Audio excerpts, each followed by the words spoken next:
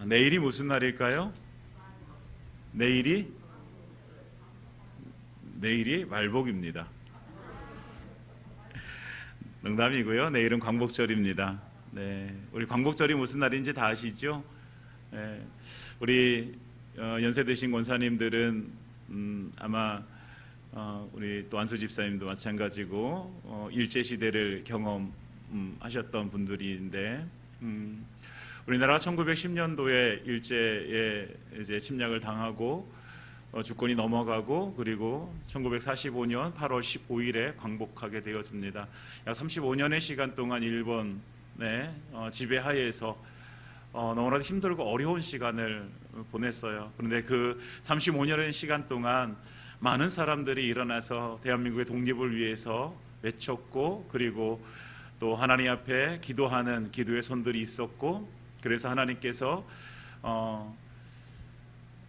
정말 그 오랜 시간 동안의 그 아픔을 이제 거두시고 우리나라에 광복을 허락하여 주십니다. 해방시켜 주시고 그리고 정말 들어보지도 못하고 보지도 못한 그 원자 폭탄을 이렇게 일본의 히로시마에 이렇게 터뜨리심으로 인해서 이제 일본이 패망이 되어지고 우리나라는 이제 광복을 맞이하게 되어졌어요. 너무나도 기쁜 날입니다. 올해가 77주년이라고 합니다. 사랑하는 여러분, 우리 이렇게 하나님께서 지켜주시고 또 하나님께서 자유케 하신 우리 나라에 살고 있음을 우리가 감사하면서 우리 기도하실 때마다 우리 나라와 민족을 위해서 여러분들 함께 기도해 주시기를 부탁드립니다. 우리나라가 이런 아픔의 역사를 가지고 있는 것처럼 이스라엘 백성들도 이런 아픔의 역사를 가지고 있어요.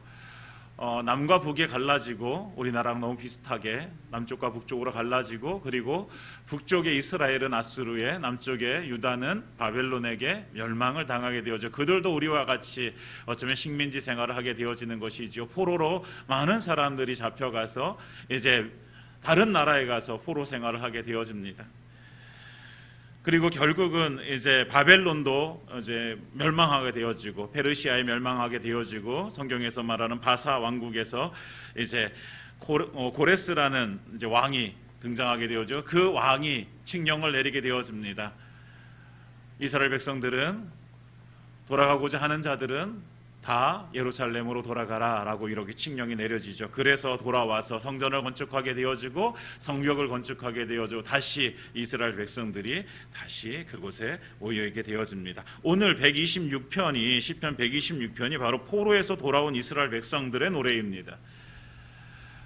그 힘들고 고단한 그 포로 생활을 마치고 이제 돌아와서 하나님 앞에 이제 다시 찬송을 올려드리는 그 백성들의 모습을 우리는 보게 되어집니다.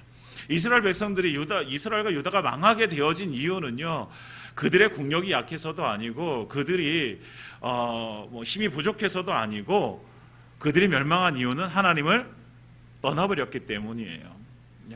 겉으로 보여지는 것은요, 그들의 국력이 약했기 때문이에요. 바벨론보다 힘이 약했기 때문에, 아수르보다 힘이 약했기 때문에 멸망당한 것처럼 보여지지만, 그러나 하나님께서는요 그들에게 하나님의 심판을 내리신 거죠. 왜? 하나님을 떠나버렸기 때문에 그런 거예요.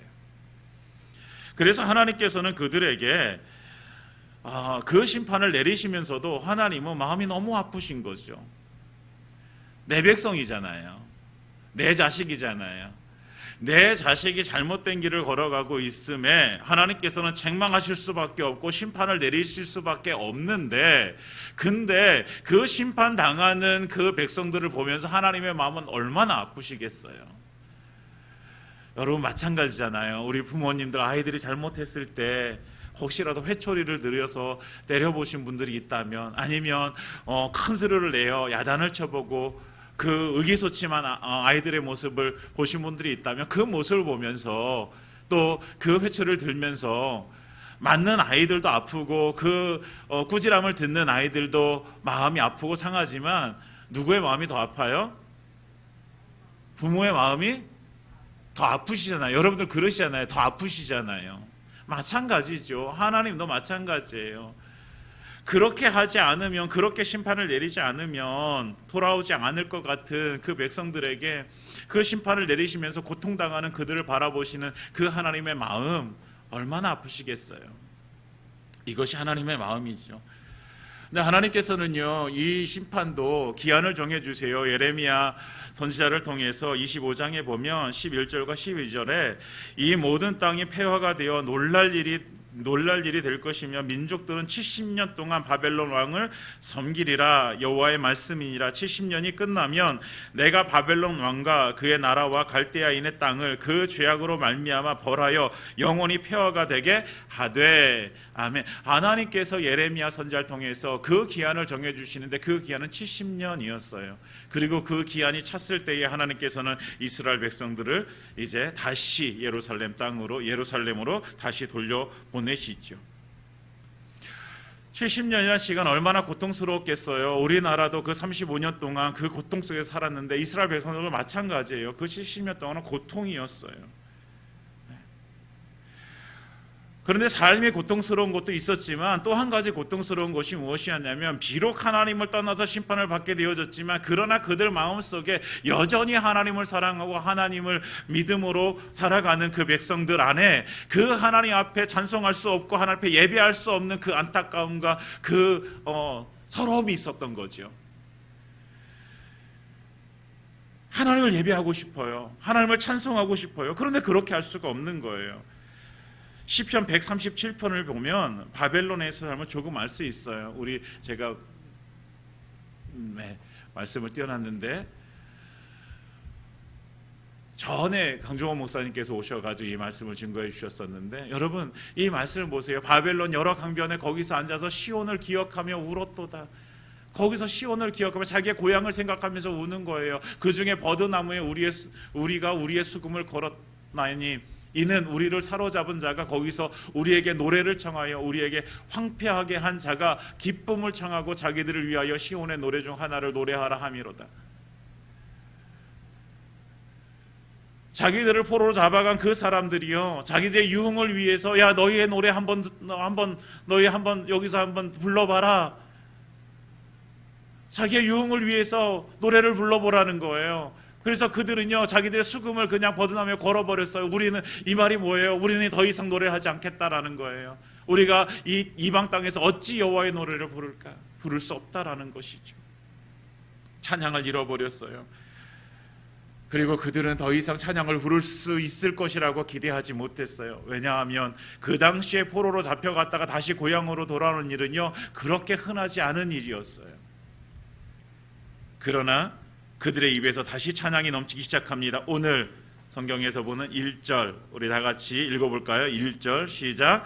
여호와께서 시온의 포로를 돌려보내실 때에 우리가 꿈꾼 것 같았도다. 2절 그때에 우리 입에는 웃음이 가득하고 우리 혀에는 찬양이 찼었도다. 아멘.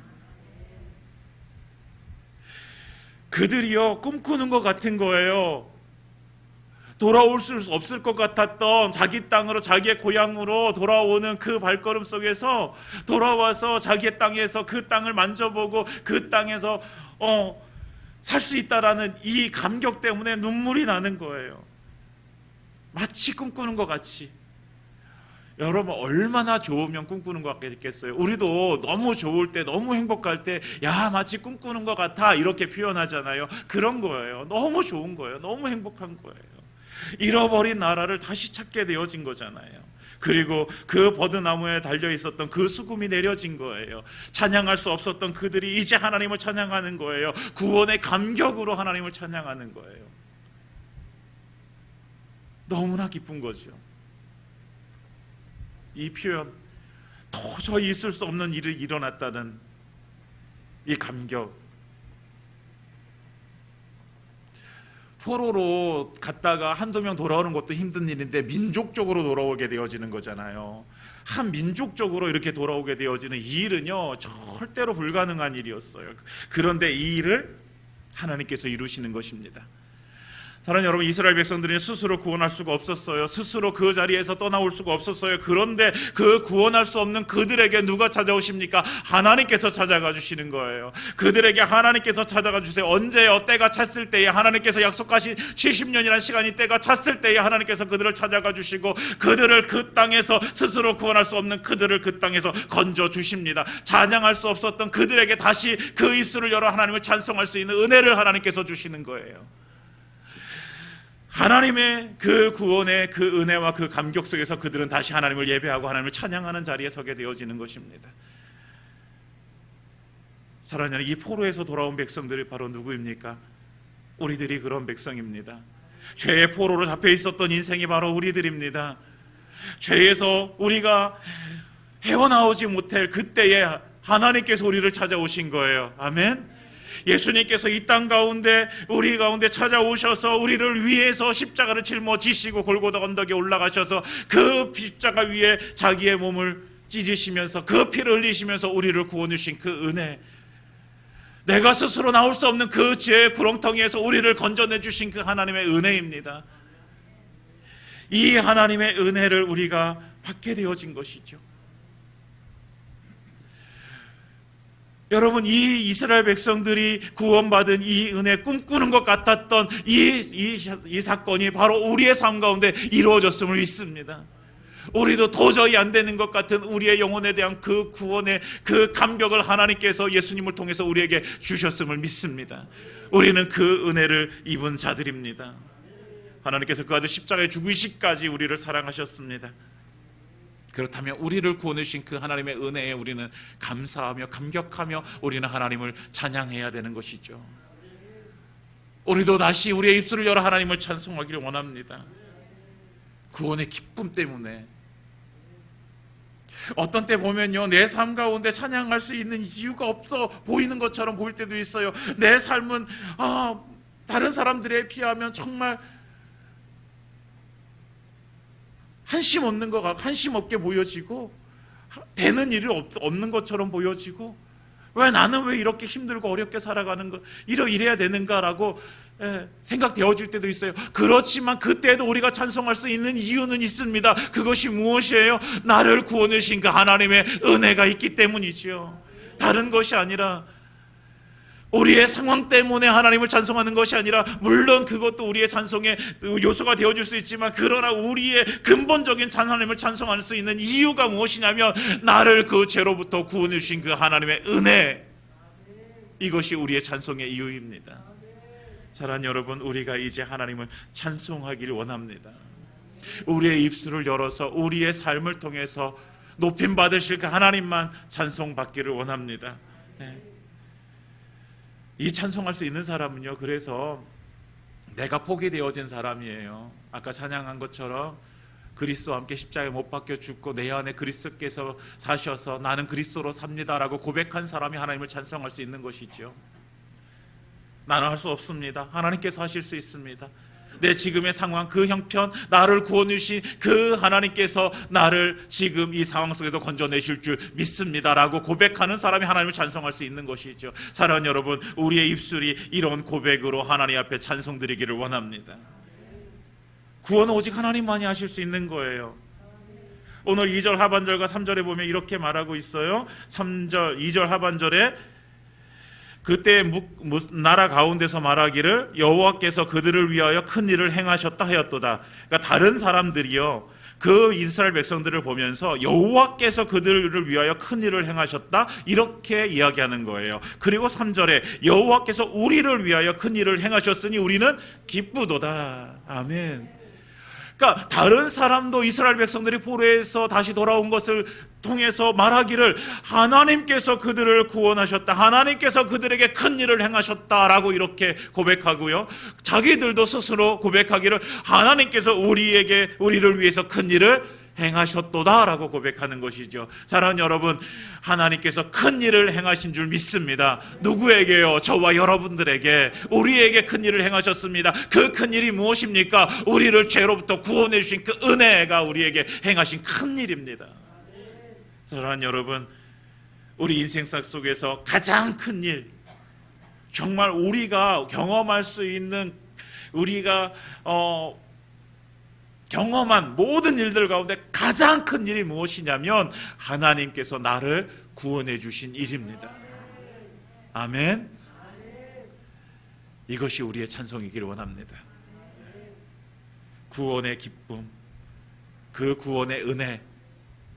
그래서 우리는 가끔씩 그런 기도를 하신 분들이 계세요. 하나님, 첫사랑을 회복하게 하여 주옵소서. 그 첫사랑이 뭐예요? 결국 첫사랑의 회복이 무엇입니까? 이 구원의 기쁨과 감격을 회복하는 거예요. 내가 처음에 예수를 만났을 때의 그 감격, 내가 예수를 만나서 나를 위해서 십자가에 달려 죽으신 그 예수가 나의 삶 가운데 실제가 되어졌던 그 감격, 지금까지 내가 교회를 다녔지만 그러나 그 십자가와 내가 아무 상관이 없었던 것 같은데 어느 순간 하나님께서 나에게 그 믿음을 주셔서 내가 저 십자가 예수님과 함께 못 박아 죽었구나, 예수님 살아나실 그 구원의 때에 내가 다시 살아났구나, 이것이 확인되어지고 이것이 실제가 되어져서 그 감격을 누렸을 때 그 시간, 그것이 첫사랑의 시간이지 않습니까, 여러분? 사랑하는 여러분, 이 첫사랑의 회복이 우리 가운데 이루어지길 원합니다. 시간이 지나면서 점점 더 교회 생활에 익숙해지고 교회 생활을 어떻게 해야 되는지 우리는 너무나 빠듯하게 알고 있어요. 그렇지만 점점 시간이 지나면서 어쩌면 구원의 감격은 희석되어지고 있지 않나, 우리는 그렇게 한번 뒤돌아봅니다. 사랑하는 여러분, 우리의 구원의 감격이 날마다 새로워지고 날마다 그 구원의 감격이 넘쳐나기를 소망합니다. 우리의 삶 가운데 그 구원해 주신 하나님의 은혜에 감사하며 날마다 하나님 앞에 찬송 드릴 수 있는 그런 하나님의 백성, 하나님께서 주신 그 입술이 되어지길 예수님의 이름으로 축원드립니다. 그래서 이스라엘 백성들이 이제 그 구원의 기쁨 때문에 꿈꾸는 것 같은 그런 포로의 시기에 돌아온 그런 상황을 맞이하게 되어지는 거예요. 그런데 4절에 보면 그들이 이런 기쁨 가운데서 한 가지 그들 마음속에 아직도 힘들고 아픈 그런 모습이 있어요. 그리고 그것을 기도로 하나님께 드리게 되어집니다. 4절 함께 읽어보겠습니다. 시작. 여호와여, 우리의 포로를 남방 시내들 같이 돌려 보내소서. 아멘. 자기들은 돌아왔어요. 그렇지만 아직도 그 페르시아에 남아있는 자기 민족들이 있다는 거죠. 그들을 향해서 기도하는 거, 그들을 위해서 기도하는 거예요. 하나님 아버지, 그들을 그 포로된 자들에게서 다시 돌려 보내주옵소서. 우리는 지금 이곳에 왔지만 아직 이곳에 오지 못한 그들도 다시 돌아오게 해주십시오. 남방이라고 하는 것은요, 예루살렘 남쪽 네겝이라고 부르는 사막 지역이에요. 그래서 마치 그 포로들이 지금 어느 곳에 있는 것처럼 이 신이 표현하면 그 남방에 있는 것처럼, 그 남방 네겝이라는 곳은요, 건기 때에는요 풀 한 포기도 자라지 않는 그냥 메말라 버린 광야예요. 광야. 그런데 그곳에 우기가 시작되어져서 비가 쏟아지게 되어지면 그곳에 풀이 다시 돋아나기 시작하는 거예요. 생명이 다시 쏟아나게 되어지는 거예요. 시편 기자는 그 네겝을 바라보면서 포로로 잡혀서 지금 있는 그 우리 백성들, 아무 소망 없이 살아가고 있는 그 남아있는 이스라엘 백성들에게 우기의 비가 내려서 그 네겝 땅에 메말라버린 그 광야 땅에 다시 생명이 솟아나듯이 그들도 그 생명을 가지고 돌아오게 해 주옵소서라고 기도하는 거예요. 이 기도예요. 4절이요. 마찬가지로 우리는 은혜로 구원받았습니다. 그런데 여전히 우리 주변에는요, 여전히 내 가족 중에 누군가는, 여전히 내 이웃의 누군가는 지금도 죄로 허덕이고 있는 사람들이 있다라는 거예요. 마치 그 네겝의 건기의 그 상황 맞이한 그 사람들이 있는 거죠. 메말라 버린 땅, 그 땅과 같은 영혼이 있는 거예요. 소망 없는 땅. 그 땅 가운데 있는 그 영혼들을 바라보면서 하나님께서 우리에게도 똑같이 그 영혼들을 바라보면서 우리도 눈물을 흘리면서 그 영혼들을 어떻게 그곳으로부터, 하나님 남방으로부터 그들을 돌려보내 주옵소서. 우리의 기도인 거죠. 우리의 기도. 이스라엘 백성들의 기도가 아니라 우리의 기도인 거예요. 우리의 기도. 우리의 눈물은 말라버리면 안 됩니다, 여러분. 한 영혼을 위해서 우리가 기도할 때 우리는 눈물을 흘리면서 그 영혼을 위해서 기도해야 돼요. 내 가족 중에 누군가가 예수 믿지 않는 영혼이 있다면 그 영혼을 위해서 우리는 눈물을 흘려야 되는 것이에요. 나랑 매일 만나고 매일 함께 이야기 나누고 하는데 예수를 몰라. 예수 믿지 않아. 여러분, 실상을 알잖아요. 우리가요, 알잖아요. 천국과 지옥이 있다는 사실을 알잖아요. 그럼 그 영혼을 위해서 우리가 눈물을 흘릴 수밖에 없는 거예요. 사랑하는 여러분, 우리 주변을 둘러보십시오.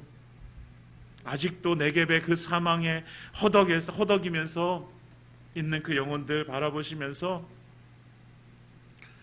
그 영혼들은 몰라요. 지금 세상에서 그냥 만족하고 있는 삶을 살아가면서 아 그래 그냥 이게 최고의 삶이지, 이렇게 사는 게 그냥 행복이지 라고 하면서 살아요. 몰라요. 그 영적인 세계를 몰라요. 그래서 우리는요, 우리가 그 세계를 알기 때문에 그 영혼을 위해서 우리가 눈물을 흘리면서 기도하고 그 영혼들을 그곳에서 우리는 살려내야 되는 것이죠. 그것이 우리에게 주신 사명인 줄 믿습니다. 예수 믿는 자들에게 주신 사명. 그래서 우리가 그렇게 하나님 앞에 기도할 때에 하나님께서 그 영혼들 가운데 놀라우신 일, 하나님의 큰 일을 행하실 줄 믿습니다. 우리가 이 믿음을 가지고 함께 한 영혼 한 영혼 우리가 불러가면서 함께 기도하기를 예수님의 이름으로 축원드립니다. 그래서 이 상황 속에서 이 시편 기자는요 5절과 6절 이렇게 고백하는 거예요. 눈물을 흘리며 씨를 뿌리는 자는 기쁨으로 거두리로다. 울며 씨를 뿌리러 나가는 자는 반드시 기쁨으로 그 곡식단을 가지고 돌아오리로다. 아멘. 씨를 뿌려요. 농부가요 봄이 되어지면 씨를 뿌립니다. 씨를 뿌려요. 씨를 뿌리면서 농부가요 어떤 기대를 하게 되어질까요? 이 씨를 뿌려서 가을에 여기서 많은 열매를 얻을 수 있을 거야 라고 기대하면서 씨를 뿌리게 되어집니다. 그런데 오늘 성경에서 보면 씨를 뿌리는 자가 지금 어떻게 씨를 뿌리고 있습니까? 눈물을 흘리면서 씨를 뿌려요. 눈물을 흘리면서. 왜 눈물을 흘리면서 씨를 뿌릴까요? 이 사람이요, 이게 4절의 말씀과 이어지는 거예요. 아직 그 네겝 땅, 그 메말라버린 그 광야 같은 그 땅에 있는 그 영혼들, 아직 돌아오지 못한 그 영혼들을 생각하면서 뿌리는 거예요. 네겝 땅에 뿌리는 거예요. 지금 말라버린 그 광야에 뿌리는 거예요, 씨를. 여러분, 그 말라버린 광야에 씨를 뿌리는데요, 그것이 나지 않는다는 사실을 알아요. 그곳에 지금 뿌려봤자 아무 소용이 없다는 사실을 아는 거예요. 아니까 눈물이 날 수밖에 없는 거예요. 그런데도 그 사실을 알면서도 뿌려야 되는 거예요. 뿌려야 되는 거예요. 나지 않는 걸 알면서도 뿌리는 거예요. 건기 때는 안 난다니까요. 안 나도 뿌리는 거예요. 그런데 어떻게 되어집니까? 그 건기가 끝나고 우기가 되어지면 그 씨가 어떻게 되어져요?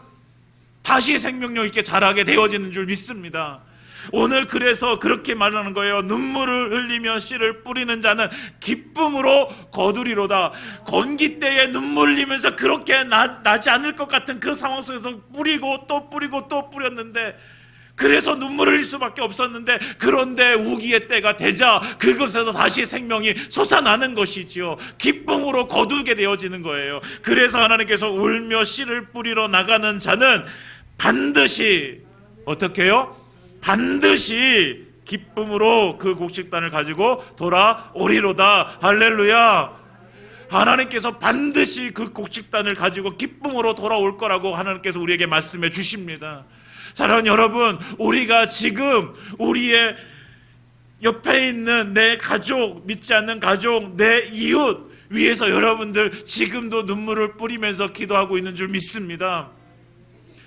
그런데 오늘도 기도하고 내일도 위에도 내가 지금 몇 년 동안 기도해 왔는데 도저히 아무런 변화가 없어. 변화가. 눈물이 날 수밖에 없어요. 그 눈물을 흘리면서 우리는 뭐 해야 되는 거예요? 그래도 뿌려야 되는 것입니다.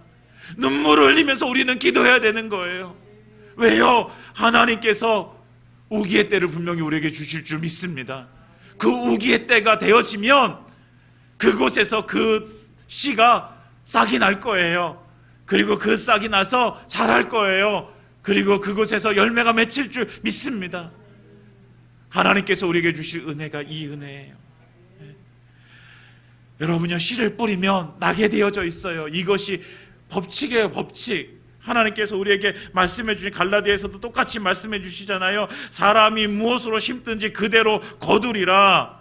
자기의 육체를 위하여 심는 자는 육체로부터 썩어질 것을 거두고 성령을 위하여 심는 자는 성령으로부터 영생을 거두리라. 아멘. 우리가 씨를 뿌리는 것은 무엇을 위해서 뿌리는 것이면 우리의 육체를 위해서, 우리의 육신을 위해서 뿌리는 것이 아니잖아요. 우리의 영혼을 위해서, 성령을 위해서 뿌리는 줄 믿습니다. 성령을 위해서 뿌릴 때에 우리는 그 성령으로부터 영생을 거두게 될 줄 믿습니다. 하나님께서 그렇게 우리에게 약속으로 말씀해 주셨어요. 성령을 위하여 심는 자는 성령으로부터 영생을 거두리라.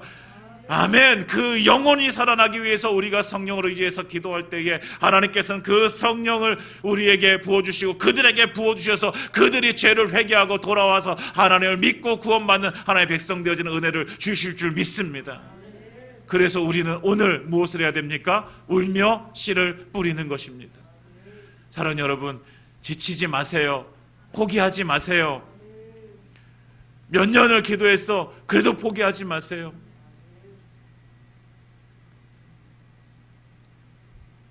하나님은요, 반드시 우리에게 그 우기의 때를 주실 줄 믿습니다. 그때에 하나님께서 우리에게 오늘 주신 말씀처럼 반드시 기쁨으로 그 곡식단을 가지고 돌아오리로다. 아멘. 이 말씀 우리가 붙들고 우리가 씨를 뿌리고 거두는 그 은혜가 우리 모두 가운데 임하기를 예수님의 이름으로 축원드립니다. 이제 말씀을 마치겠습니다. 하나님께서는 우리에게 큰 일을 행해 주셨습니다. 그 큰 일이 무엇입니까? 구원입니다. 무엇이라고요? 구원입니다. 구원. 우리를 구원해 주셨어요. 스스로 해결할 수 없는 그 죄를 하나님께서 우리를 찾아오셔서, 먼저 찾아오셔서 자기 아들 보내주시고 십자가에 달려 죽게 하심으로 그 피 흘려 우리를 구원해 주셨습니다. 우리는 이미 구원받았습니다. 그러나 여전히 아직 구원받지 못한 그 영혼들이 우리 주변에 너무나도 많다는 사실을 우리는 기억해야 됩니다. 그리고 그 영혼들을 위해서 우리는 눈물을 흘리면서 씨를 뿌려야 됩니다. 왜냐하면 그 씨가 그들의 영혼 가운데 심겨지고 그 영혼 가운데 다시 솟아날 줄 믿기 때문입니다. 하나님의 때가 되어서 건기의 때가 지나고 우기의 때가 되어졌을 때 하나님께서 그 영혼 가운데 그 복음이 싹이 나서 그들도 예수 믿는 은혜, 그들도 천국 백성 되어지는 은혜 누리게 될 줄 믿습니다. 오늘 우리가 눈물 흘려 씨를 뿌릴 때에 반드시 그 곡식단을 가지고 돌아오게 하시는 그 하나님의 은혜가 우리 가운데 임하기를 예수님의 이름으로 축원드립니다.